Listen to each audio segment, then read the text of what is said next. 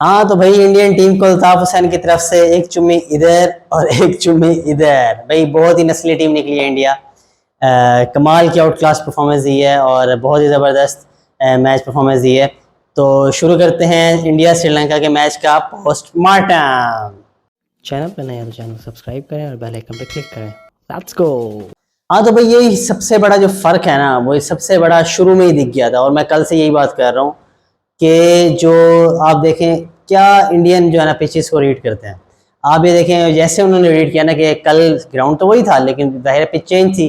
तो जैसे उन्होंने देखा श्रीलंका ने पिच बनाई है स्पिनिंग ट्रैक और उन्होंने फौरन ही कोई देर नहीं लगाई, शार्दुल ठाकुर उनका बड़ा मेन बॉलर है, मतलब अच्छा चल रहा है, फॉर्म में है, विकेटें भी लेके दिया है जब भी उनको चाहिए होती है, लेकिन उनको उसको रेस्ट कराया है और अक्षर पटेल को लेके आए हैं वो सिर्फ और सिर्फ क्योंकि वो पिच को रीड अच्छा कर लेते हैं और देख लें वो वाकई वो कामयाब भी रहे हैं। 16 विकेटें तकरीबन 16 विकेटें जो है वो स्पिनर्स ने ली हैं। 10 विकेटों तो इंडिया की ली ही स्पिनर्स ने और वो भी पहली दफ़ा हुआ है हिस्ट्री में ओडीआईज में इंडिया के साथ। और उधर से जडेजा ने विकेट ले ली, कुलदीप यादव ने 4 विकेटें ले ली, 6 विकेटें उन्होंने ले ली। तो 16 विकेटें, ये एक मेन चीज़ जी जो मैं कल बात कर रहा था कि पिच को रीड करना। मैच से पहले मैच की देखा ना, आपके इंटरव्यू देने जाते हैं तो आप पहले एक जगह पहले उसका पूरी हिस्ट्री देखते हैं इसके कि भाई क्या अगर वो सवाल इस तरह से करेगा, इस तरह से मैंने बाउंस बैक करना है। तो भाई पिच भी ये सारी चीज़ें एनालिटिक्स करना ये आपका काम है। पहले सिर्फ जाके मारना धारना तो नहीं है ना, सिर्फ आपको थोड़ा सा साइंस लड़ाना है, आपको थोड़ा सा स्टैट्स लड़ाने हैं कि भाई ये पिच कैसी है, ये क्या किस तरह से स्कोर करेगी और किस तरह से रिएक्ट करेगी, कौन से बॉलर लेके जाने और कौन से बॉलर नहीं लेके जाने। खैर सबसे पहला पॉइंट तो ये था।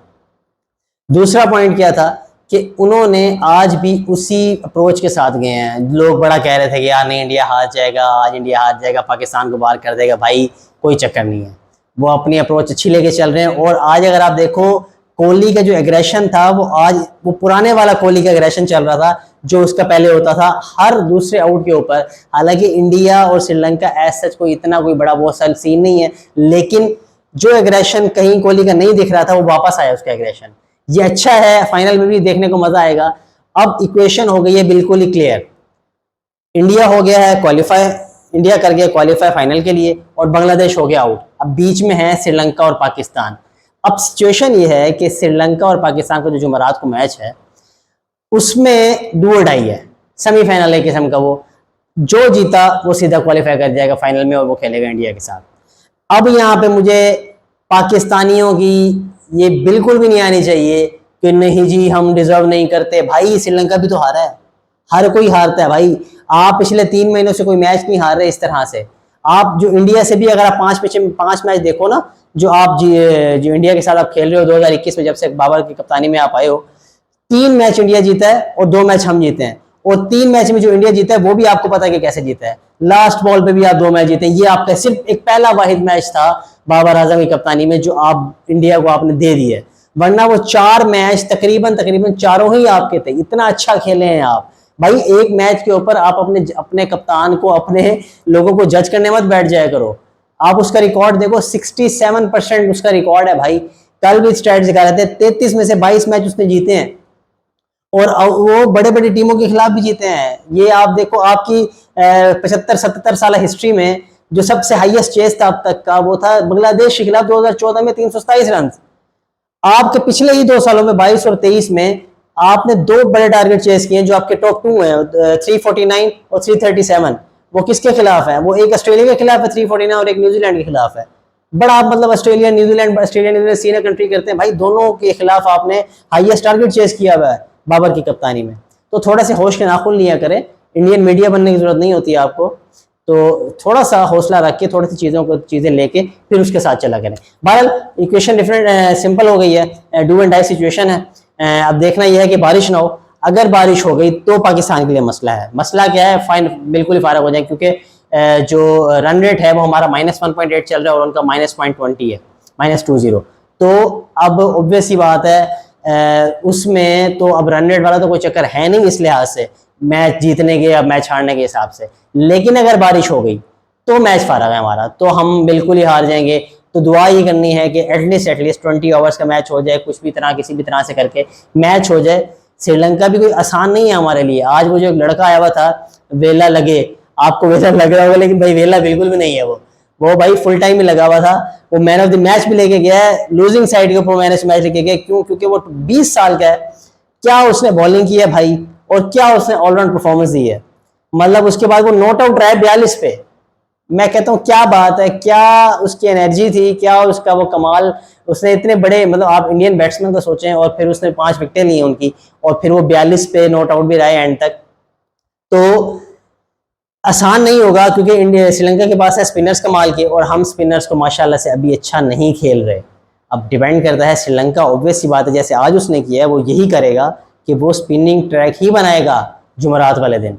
हमें देखना ये होगा कि भाई खुदारा इस दफ़ा पिच को देख के जाना, बॉलर्स कौन से लेके जाने हैं, स्पिनर कौन से लेके जाने हैं, फास्ट बॉलर कितने लेके जाने हैं। हाँ अब देखो ये इशू भी तो आ गया ना हमारा कि नसीम शाह और हारिस हो गए आपके आउट।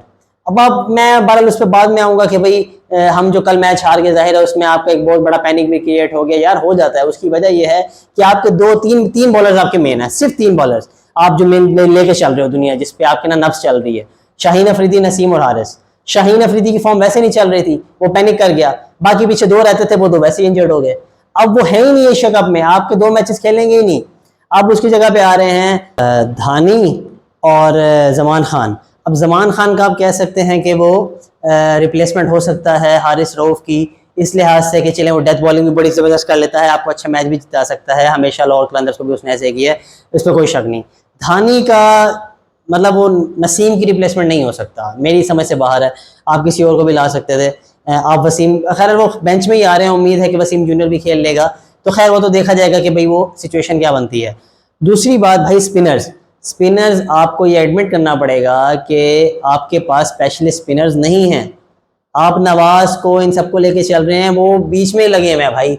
वहीम अशरफ आपका ऑलराउंडर नहीं है, उसके स्टैट्स देखें आप, नहीं है ये हम बाद में बात करेंगे, बहुत लंबी हो चुकी है गुफ्तगू, कि स्टैट्स पे बात करने पे आऊँ तो बहुत चीज़ें हो जाएंगी। लेकिन आपको ये देखना पड़ेगा, ब्रेव डिसीजन लेने पड़ेंगे कि आप स्पेशलिस्ट लेके आओ। भाई उसामा मीर स्पेशलिस्ट बॉलर है, फ्लाइट बॉलर है, वो फ्लाइट मारेगा, आपके जो स्पिनिंग ट्रैक बनाते हो खुदारा उसको लेके आ जाओ। तो इस तरह के कुछ ब्रेव डिसीजंस करो, उसके बाद देखो इंशाल्लाह उम्मीद है कि हम जुमेरात को मैच जीतेंगे और इंशाल्लाह इंडिया के साथ फाइनल में टकराएंगे। अब जो कल हम मैच हारे हैं वो उसमें एक फैक्टर और बहुत सारे थे, उसमें एक फैक्टर भी था कि हम बाबर वगैरह जो हमारे जो सारे टीम हैं वो हर मैच खेलने के बाद ट्रैवलिंग कर रहे हैं। तकरीबन हर मैच के बाद हमने कुछ 8 से 9 ट्रैवलिंग हमने की है, by road, by air, Lahore से कोलंबो, कोलंबो से लाहौर, कोलंबो से पालीकेले, मतलब इतने सफ़र हमने किए हैं। ऑब्वियस सी बात है, मतलब फ्रस्ट्रेट हो जाता है इंसान है, वो भी ऑब्वियस जाहिर सी बात है। अब इंशाल्लाह दुआ ये करनी है कि मैच हो जाए पूरा और हमारे हक में हो जाए, बाकी हमारे ऊपर है। हम नहीं अच्छा खेलते तो ऑब्वियस सी बात है हम डिजर्व भी नहीं करते। अगर अच्छा खेलते हैं उस दिन, एक मैच के ऊपर आप डिसाइड नहीं कर सकते कि पाकिस्तान डिजर्व नहीं करता जी, कि पाकिस्तान को पहुंचना नहीं चाहिए, भाई नहीं। अभी तक आप कोई मैच नहीं हारे थे, एक ही मैच हारे हो बड़े अरसे बाद, और कोई इतना कोई ऐसा इशू नहीं है। इंशाल्लाह हम मैच जीत जाएंगे जुमेरात को। बस मेन चीज़ यही है कि बारिश ना हो और कोई ऐसी डिस्टर्बेंस ना। अगर बारिश हो गई, मैच वॉश आउट हो गया, तो हमारी टीम फारग है, तो श्रीलंका ऑटोमेटिकली पहुंच जाएगी।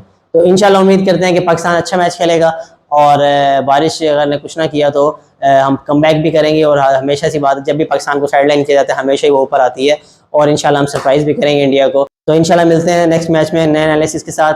तब तक के लिए भाई को दी इजाज़त, अल्लाह हाफिज़।